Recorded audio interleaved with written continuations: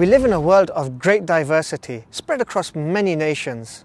We seek direction and a better way to live, and to this end, we follow an approach or a set of principles to guide us.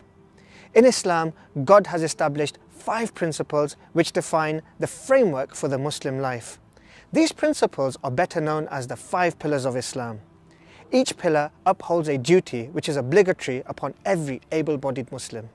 The first and most important pillar of Islam is the testimony of faith. It's a simple yet powerful declaration which forms the basis of Islam. And it means there is no God worthy to be worshipped except for God, and Muhammad is the messenger. It's a universal declaration which forms the essence of every Muslim believer.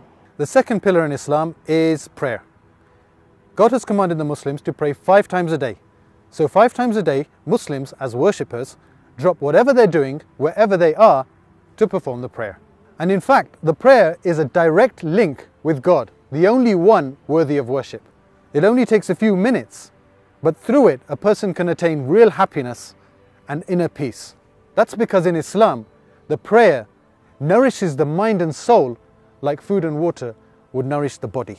With prayers being performed around the clock and Muslims all over the world in different hemispheres and different time zones, at any given one moment, you'll always find that there is somebody, somewhere, performing the prayer to God.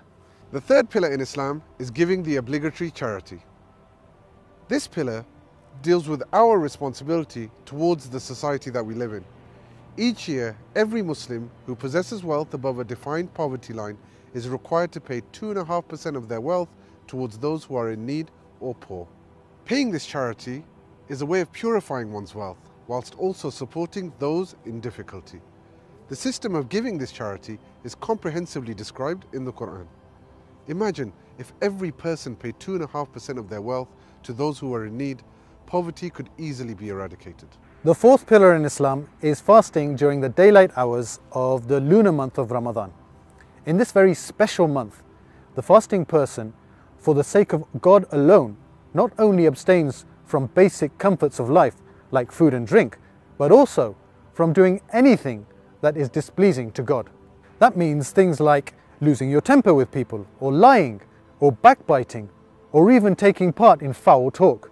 Besides the fact that fasting is great for your health, it also allows the fasting person to be at one with and sympathize with all those people around the world who are suffering from hunger and poverty.